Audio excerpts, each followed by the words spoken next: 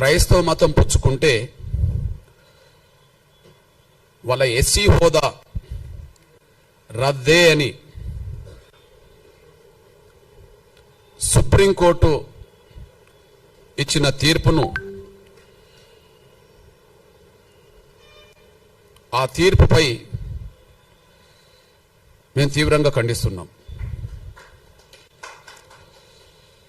ఎంఆర్పిఎస్ పరంగా అందుకు బలమైన నిరసన కూడా మేము తెలియజేస్తాం. క్రైస్తవ మతంలోకి దళితులు మారితే వాళ్ళ ఎస్సీ హోదా రద్దు అనే తీర్పును మేము ఖండిస్తున్నాం. దానిపై బలమైన నిరసన కూడా వ్యక్తం చేస్తాం. ఈ సుప్రీంకోర్టు ఇలాంటి తీర్పు ఇవ్వడం వెనుక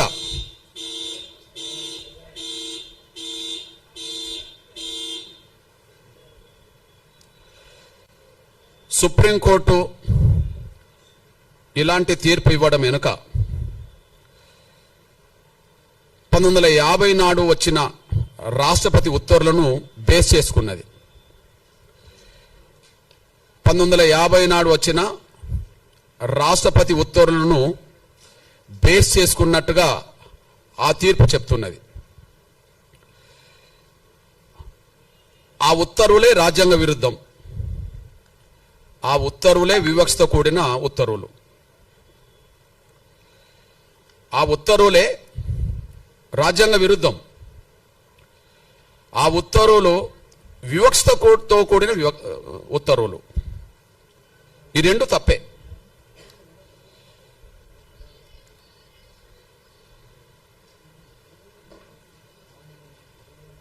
ప్లీజ్, నేను ముందు గుర్తు చేస్తున్నది ఏంటంటే, దళితులు క్రైస్తవులకు మారితే రద్దు కావాల్సింది ఎస్సీ హోదా కాదు. ఈ పార్లమెంటుకు చిత్తశుద్ధి ఉంటే, న్యాయ వ్యవస్థకు చిత్తశుద్ధి ఉంటే, లేదా ఉత్తర్వులు ఇచ్చే రాష్ట్రపతులకు చిత్తశుద్ధి ఉంటే రద్దు చేయాల్సింది కుల వ్యవస్థనే. కుల వ్యవస్థను రద్దు చేయండి. రద్దు కావాల్సింది ఎస్సీ హోదా కాదు. ఈ దేశంలో రద్దు కావాల్సింది కుల వ్యవస్థ. కుల వ్యవస్థను రద్దు చేసే చర్యలు తీసుకోండి, మేము స్వాగతిస్తాం, సమర్థిస్తాం. కుల వ్యవస్థను రద్దు చేసే చర్యలు ఎవరు తీసుకున్నా, ఏ పార్టీ, ఏ సంఘం, ఏ సంస్థ తీసుకున్నా వాళ్ళతో కలిసి పనిచేస్తాం, వాళ్ళకి అండగా నిలబడతాం. అందువల్ల దళితులు క్రైస్తవులు మారితే సుప్రీంకోర్టు ఎస్సీ హోదా రద్దు చేయడానికి తీర్పిచ్చిందేమో కానీ మేము కోరుతున్నది కుల వ్యవస్థనే రద్దు చేయమని మేము కోరుతున్నాం. ఆ కుల వ్యవస్థను రద్దు చేయడానికి ఎవరు ముందుకొచ్చినా వాళ్ళతో కలిసి పనిచేస్తాం, వాళ్ళకి అండగా నిలబడతాం.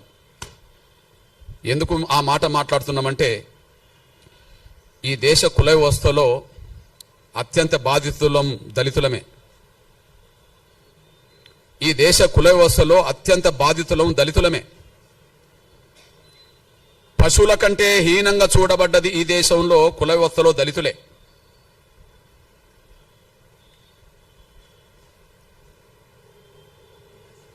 ఈ దేశంలో ఉండబడే ఇతర వర్గాల పౌరులకు ఉండబడే హక్కులు, స్వేచ్ఛ లేనిది దళితులకే. కాబట్టి కుల వ్యవస్థ బాధితులం కాబట్టి, కుల వ్యవస్థలో ఎక్కువ బాధితులం కాబట్టి, కుల వ్యవస్థలో బ్రాహ్మణేతర వర్గాలన్నీ బాధితులే. ఈ దేశ కుల వ్యవస్థలో బ్రాహ్మణేతర వర్గాలన్నీ బాధితులే. అయితే ఒక్కొక్క వర్గం మీద, ఒక్కొక్క కులం మీద కొంతమేరకు వివక్షత ఉంటుంది. ఏ రెండు కులాల మధ్యలో సాంఘిక సామరస్యత, సమానత్వం లేదు. కానీ అన్ని కులాల మీద ఆధిపత్యం, గౌరవం పొందుతున్నది బ్రాహ్మణ వ్యవస్థ. ఈ బ్రాహ్మణ వ్యవస్థలో అత్యంత పీడిత వర్గం ఎవరు? అత్యంత వివక్ష గురవుతున్నది ఎవరు? అత్యంత బాధితులు ఎవరు? పశువుల కంటే హీనంగా ఈ దేశంలో ఏ వ్యవస్థలో చూడబడ్డం దళితులు కుల వ్యవస్థల వాళ్ళు. అంటే ఈ దేశ కుల వ్యవస్థలో అత్యంత బాధితులం దళితులం గనక ఆ దళిత బాధితుల వర్గం నుంచి మేము మాట్లాడుతున్నాం. కుల వ్యవస్థను రద్దు చేయండి. ఎస్సీ హోదా కాదు, కుల వ్యవస్థను రద్దు చేయమని మేము డిమాండ్ చేస్తున్నాం. కుల వ్యవస్థను ఏ పార్టీ సమర్థిస్తుందో బహిరంగపరచమనండి. అస్పృశ్యత అనేది ఏ వ్యవస్థ నుంచి వచ్చిందో రాజకీయ పార్టీలు బహిరంగపరచాలి.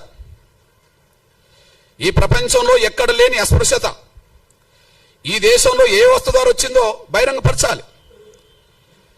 కుల వ్యవస్థను సమర్థించేటోళ్ళంటే కుల వ్యవస్థను సమర్థించిన వాళ్ళే, కుల వ్యవస్థను వ్యతిరేకించిన వాళ్ళంటే సమానత్వాన్ని కోరుకున్న వాళ్ళే.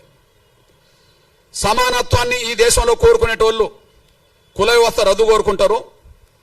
అసమానతలు ఉండాలని కోరుకునేటోళ్ళు కులాన్ని కోరుకుంటారు, ఉండాలని కోరుకుంటారు. ఈ ఉండాలని కోరుకునే వాళ్ళు ఎవరో బహిరంగం రావాలి. కుల వ్యవస్థ రద్దు కోరుకునేటోళ్ళు ఎవరో బహిరంగం రావాలి. అది సంస్థలైనా వ్యక్తులైనా రాజకీయ పార్టీలైనా ఎవరైనా ఈ విషయంలో బహిరంగ రావాలని డిమాండ్ చేస్తున్నా. నేను ఇంత మాట మాట్లాడడానికి కారణం ఏంటంటే ఏ తీర్పు అయితే సుప్రీంకోర్టు ద్వారా వచ్చిందో, ఒకనాడు సుప్రీంకోర్టుకు చీఫ్ జస్టిస్ గా పనిచేసిన మన తెలుగు ప్రముఖుడు, ఒకనాడు సుప్రీంకోర్టుకు చీఫ్ జస్టిస్ గా పనిచేసిన మన తెలుగు ప్రముఖుడు, మాజీ చీఫ్ జస్టిస్ కోకా సుబ్బారావు, మాజీ చీఫ్ జస్టిస్ కోకా సుబ్బారావు ఈ తెలుగు నేల మీద అంబేద్కర్ గురించి, అంబేద్కర్ భావజాలం గురించి పరిచయం చేసిన మొదటి పుస్తకం డాక్టర్ ఎన్లూరి రాసింది. అది 6 దశాబ్దాల క్రితం వచ్చేసింది, ఇప్పటిది కాదు. 6 దశాబ్దాల క్రితం వచ్చింది, ఇప్పటిది కాదు. దానికి ముందు మాట రాసింది అప్పుడే. నేను ఇప్పుడు మీకు చూపెడుతున్న పుస్తకం ఈరోజు రాసుకున్నది కాదు, ఈరోజు రాసుకున్నది కాదు. ఇప్పుడు ఆ మేధావి కోక సుబ్బారావు అనేటైనా అమాయకుడు కాదు, నిరక్షరాస్యుడు కాదు. ఇప్పుడు ఇచ్చిన సుప్రీంకోర్టు జడ్జిల కంటే పై హోదాలో ఉన్న వ్యక్తి. అతను చీఫ్ జస్టిస్ గా పనిచేసిన వ్యక్తి ఈ దేశ కుల వ్యవస్థ గురించి రాస్తూ ముందు మాట, డాక్టర్ అంబేద్కర్ జీవిత చరిత్రకు ముందు మాట రాస్తూ ఏమన్నాడో ఒకసారి గుర్తు చేసుకుందాం. ఆయన మన తెలుగు ప్రముఖుడే, ఉన్నత వర్గాలకు సంబంధించిన వ్యక్తి వెలమ. ఆయన ఏం మాట్లాడిండో చదివినిపిస్తా. హిందూ మతానికి కులతత్వం ఒక వినాశ హేతువు. హిందూ మతానికి కులతత్వం ఒక వినాశ హేతువు. కులతత్వానికి రాజ్యాంగ చట్టంలో ఎలాంటి ప్రసక్తి లేకపోయినా అది ఏదో ఒక రూపంలో తాండవిస్తూనే ఉంది. అది ఏదో ఒక రూపంలో తాండవిస్తూనే ఉంది. చట్టం, సంఘ సంస్కరణ అనేవి 2 కులతత్వ నిర్మూలనోద్యమంలో కలిసి పనిచేయాల్సిన అవసరం ఉన్నది. కుల వివక్షత పాటించద్దని చట్టం చెప్తున్నది. కానీ కుల వివక్షత పాటించద్దని ప్రధానంగా రాజకీయ పార్టీలు, వ్యవస్థ నడిపే సంస్థలు బలంగా ముందుకు రావట్లేదు, దళితులు తప్ప. అందులో గొప్ప మాట రాశాడు. చట్టం, సంఘ సంస్కరణ అనేది 2 కులతత్వ నిర్మూలనోద్యమంలో కలిసి పనిచేయాల్సింది. అట్లా పనిచేయకుండా కుల నిర్మూలన జరగదు. అంతకంటే ముఖ్యంగా ఇంకో మాట చెప్తాడు. అస్పృశ్యత అంతం కావాలంటే కుల వ్యవస్థను కూకటి వేలతో కూల్చివేయాలి. అస్పృశ్యత అంతం కావాలంటే కుల వ్యవస్థను కూకటి వేలతో కూల్చివేయాలి. ఎందుకంటే అస్పృశ్యతకు కుల వ్యవస్థే మూల కారణం. ఇది నేను రాసింది కాదు. ఇప్పుడు ఇచ్చిన సుప్రీంకోర్టు జడ్జిల కంటే పెద్ద ఆయన చీఫ్ జస్టిస్ హోదాలో 16/4/1968 ఈ ముందు మాట రాశాడు. మళ్ళీ చెప్తున్నా, అస్పృశ్యత అంతం కావాలంటే కుల వ్యవస్థను కూకటి వేలతో కూల్చివేయాలి. ఎందుకంటే అస్పృశ్యత కుల వ్యవస్థనే కారణం. కాబట్టి అస్పృశ్యతను తొలగించాలంటే కుల వ్యవస్థ నిర్మూలన జరగాలి. కాబట్టి కుల వ్యవస్థ రద్దు అయితే పోయేదేంది? కుల వ్యవస్థ ఉండాలని ఎవరు కోరుకుంటుంటే బహిరంగ రావాలి. అస్పృశ్యతకు మూల కారణం కుల వ్యవస్థ. కుల వ్యవస్థ రద్దు కాకుండా శాశ్వతంగా అస్పృశ్యత నిర్మూలన జరగదు. ఒక చట్టం మాత్రమే పరిమితం చేస్తే సంఘాలు పార్టీలు పట్టించుకోకపోతే యథావిధిగా కొనసాగుతుంది. మనం చూస్తూనే ఉన్నాం. అట్లాంటప్పుడు కుల వ్యవస్థ రద్దు చేయాల్సిన బాధ్యత ఉన్నది కదా. ఆ మేధావి చెప్పిన మాటకు విలువనివ్వాలి కదా. ఆయన సుప్రీంకోర్టు చీఫ్ జస్టిస్ కదా. రెండో విషయం, మన దేశం బలహీనపడడానికి,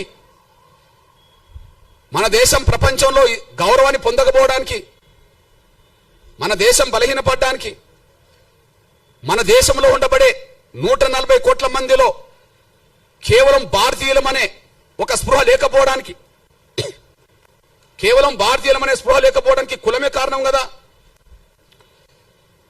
ఇది ఈ దేశంలో ఒక మాయని మచ్చ కదా. భారతదేశానికి ఏ వస్త మాయని మచ్చ, భారతదేశానికి ఏ వస్త మాయని మచ్చ, భారతదేశానికి కుల వ్యవస్థ ఒక మాయని మచ్చ. అందుకు సాక్ష్యం మీ దృష్టికి తీసుకొస్తున్నా. ఈ దేశం బలహీనపడ్డది కుల వ్యవస్థ వల్ల. ఒకనాడు అఖండ భారత్లో ఉన్నాం. ఒకనాడు మనం అఖండ భారత్ అని చెప్పుకునే వాళ్ళం. ఇప్పుడున్న భారతే అఖండ భారత్ కాదు కదా. పోనీ పాకిస్తాన్ విభజన కంటే ముందు ఉన్న భారత్ కూడా ఇప్పుడు లేదు కదా. పాకిస్తాన్ కంటే ముందు పాకిస్తాన్ భారతదేశంలో బాగా ఉన్నప్పుడు కూడా అంతకుముందు అఖండ భారత్ అన్నాం కదా. అఖండ భారత్ లేదు కదా. మన నుంచి భారతదేశం అనే ఈ దేశం నుంచి పాకిస్తాన్ విడిపోయింది కదా. విడిపోవడానికి ఆ విశ్వాసం సంబంధించిన వాళ్ళు ఎక్కువ మంది కావడమే కదా. మరి ఆ విశ్వాసంలోకి ఎక్కువ మంది పోవడానికి కారణం ఏంది? బౌద్ధ మతంలోకి ఇతరులు పోవడానికి కారణం ఏంది? క్రైస్తవ మతంలోకి ఇతరులు పోవడానికి కారణం ఏంది? కారణాలు పరిశీలించాలి కదా. హిందూ ధర్మం, సనాతన ధర్మం పురాతనమైంది కదా. మన భారతదేశానికి హిందూ ధర్మం, సనాతన ధర్మం పురాతనమైంది కదా. పురాతనమైన ధర్మం మన భారతదేశ ఎల్లలు దాటి ఇతర దేశాల ప్రజలు ఎందుకు ప్రభావితం చేయలేకుండా పోయింది? ఏ లోపం ఉన్నది? ఏ లోపం ఉన్నది? పురాతనమైంది కదా. సనాతన ధర్మం తర్వాతనే, లేదా హిందూ విశ్వాసం తర్వాతనే క్రైస్తవం వచ్చింది కదా. క్రైస్తవం వచ్చింది కదా. ఇస్లాం వచ్చింది కదా. క్రైస్తవం ఎక్కడో మొదలై ఇవాళ ప్రపంచంలో ప్రతి దేశంలో ప్రభావితం చేస్తుంది కదా. ఇస్లాం ఎక్కడో మొదలై ప్రపంచ దేశాల్లో దాదాపు 60%, 70% దేశాల మీద ప్రభావితం చేస్తున్నది కదా. అసలు మన దేశం దాటి బయట ఎందుకు పోలేకపోయాం? సనాతన ధర్మం తర్వాతనే మిగతా ధర్మాలు వచ్చినాయి కదా ఈ ప్రపంచంలో. ఆ రెండు విశ్వాసాలకు సంబంధించిన వాళ్ళు ఎందుకు విస్తరించగలిగినరు? మనం ఎందుకు కుచించకపోయినాం? మన ధర్మంలో ఉండే లోపం ఏంటిది? సనాతన ధర్మంలో ఏదైనా లోపం ఉన్నది అనుకుంటే కుల వ్యవస్థను సమర్థిస్తూనే ఉంటది. హిందూ ధర్మంలో ఏదైనా లోపం ఉన్నదంటే కుల వ్యవస్థను సమర్థిస్తున్నట్టుగానే ఉంటది. కుల వ్యవస్థను సమర్థిస్తే అందులో లోపం ఉన్నట్టే. అది హిందూ ధర్మం అయినా సనాతన ధర్మం అయినా. కుల వ్యవస్థ సమర్థించకపోతే హిందూ ధర్మమే గొప్పది కావచ్చు, సనాతన ధర్మమే గొప్పది కావచ్చు. కానీ పురాతనమైన సనాతనమైన మన ధర్మం ప్రపంచాన్ని ప్రభావితం చేయలేకుండా పోయింది. కానీ ఇస్లాం ధర్మం మాత్రం ప్రపంచాన్ని ప్రభావితం చేస్తున్నది. ఈ దేశంలో మసీదులు లేని ఊరు కనిపిస్తుందా? ఈ దేశంలో చర్చిలు లేని ఊరు కనిపిస్తుందా? ఇస్లాం ఎక్కడ పుట్టింది?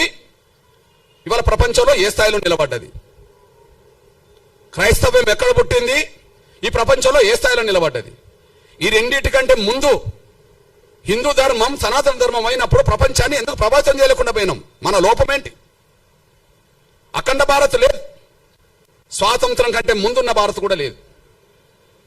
అఖండ భారత్ లేదు. స్వాతంత్రం కంటే ముందున్న భారత్ కూడా లేదు. మన లోపాన్ని సరి చేసుకోకపోతే, మన లోపానికి కారణమైన కుల వ్యవస్థను రద్దు చేసుకోకపోతే ఇంకొక 100 ఏళ్లకు ఈ ఉన్న భారత్ ఉంటుందని గ్యారంటీ లేదు. వాస్తవం, సత్యం మాట్లాడడానికి భయపడాల్సిన అవసరం లేదు. ఎందుకు అఖండ భారత్ లేకుండా పోయిందో స్పష్టం చేయండి. ఎందుకు ఉన్న భారత్ కూడా భారత్ లేకుండా పోయిందో, స్వాతంత్రం కంటే ముందున్న భారత్ స్వాతంత్రం తర్వాత ఎందుకు లేకుండా పోయిందో స్పష్టం చేయండి. ఈ దేశంలో ఏ విశ్వాసాలు పెరిగినాయో స్పష్టం చేయండి. ఆ విశ్వాసాలు పెరగడానికి, విశ్వాసాలు గల ప్రజలు పెరగడానికి, ఆ సంఖ్య పెరగడానికి ఏం కారణమో చేయండి. ఎక్కడనో పుట్టిన ఇస్లాం ప్రపంచాన్ని ప్రభుత్వం చేస్తూ దేశంలో ఉన్నది కదా. ఆ ధర్మంలో లోపం ఉంటే ప్రపంచాన్ని ఎందుకు ప్రభుత్వం చేస్తుంది? క్రైస్తవ ధర్మంలో లోపం ఉంటే ప్రపంచాన్ని ఎందుకు ప్రభావితం చేస్తున్నది? మన ధర్మంలో సత్యం ఉంటే ఎందుకు బయటికి వెళ్ళలేకుండా పోయినాం? మన లోపానికి కారణం ఏంది? ఈ దేశ వ్యవస్థలో, మన ధర్మంలో కుల వ్యవస్థను ఎప్పుడైతే సమర్థించడం మొదలు పెట్టామో అక్కడి నుంచి ఒక మాయను మచ్చగా, ఈ కుల వ్యవస్థలో అందరూ సమానం కాదనే భావనతో ప్రత్యేకంగా దళితులను మనుషులుగా చూడకుండా వివక్షతగా, అంటరాని వాళ్ళుగా చూడడం వల్ల ఎవరొచ్చి మా ధర్మం గొప్పదని ప్రచారం చేస్తే, ఎవరొచ్చి మా ధర్మంలో సమానత్వం ఉన్నదని ప్రచారం చేస్తే, ఎవరొచ్చి మా ధర్మంలో అసమానతలు లేవని ప్రచారం చేస్తే, అసమానతలు గురవుతున్న వర్గాలు సమానత్వం దిశగా అడుగులు వేయడం కోసం ఎన్నో మార్గాలు ఎన్నుకున్నారు. ఇక్కడ మీ అన్నగా చెప్తున్నా నేను, 1950 ఆర్డర్, రాష్ట్రపతి ఆర్డర్ రాజ్యాంగ విరుద్ధం కదా. రాజ్యాంగ విరుద్ధంతో పాటు అది వివక్షత కదా. రాజ్యాంగ విరుద్ధం ఎందుకంటున్నా, భారత రాజ్యాంగంలో ఆర్టికల్ 25 ఉన్నది కదా. ఆర్టికల్ 25 ఏం చెప్తుంది? ఈ దేశ పౌరులకు వాళ్ళు ఇష్టమున్న మతాన్ని ఎన్నుకోవచ్చు, వాళ్ళు ఇష్టమున్న మత విశ్వాసాలు కలిగి ఉండవచ్చు అని చెప్పి ఆర్టికల్ 25 చెప్తున్నది కదా. ఆర్టికల్ 25 చెప్తున్నది కదా. అదే సమయంలో ఆర్టికల్ 14, 15 ఏం చెప్తున్నది? సమానత్వం హక్కు అని చెప్తున్నది కదా. లింగపరంగా, మతపరంగా, కులపరంగా వివక్ష ప్రదర్శించొద్దు, భారతీయులందరి పట్ల సమానంగా చూడాలని చెప్పి ఆర్టికల్ 14, 15 చెప్తున్నది కదా. మత స్వేచ్ఛ ఉన్నది, సమానత్వం అందరినీ సమానంగా చూడమని ఉన్నది. మరి ఇప్పుడు దళితులు మాత్రమే క్రైస్తవ మతంలో తీసుకుంటే ఎస్సీ హోదా రద్దు అవుతుందని ఎట్లా ఆర్డర్ వస్తుంది? దళితులు మాత్రమే క్రైస్తవ మతం తీసుకుంటే ఎస్సీ హోదా రద్దు అవుతుందని చెప్పి ఎట్లా ఆర్డర్ వస్తుంది? ఆ ఆర్డర్ను సమర్థిస్తూ ఎట్లా తీర్పు వస్తుంది? నేను ఎందుకు ఈ మాట మాట్లాడుతున్నంటే, ఈ దళిత వర్గం నుంచి ఇప్పటికీ భక్తులే, ఈ దళిత వర్గం నుంచి ఎవరన్నా క్రైస్తవ మతంలో చేరుకుంటే ఇప్పటికీ భక్తులే. కానీ క్రైస్తవ మతాన్ని ప్రచారం చేసే పెద్ద పెద్ద మిషనరీ సంస్థలు ఉన్నత వర్గాలు,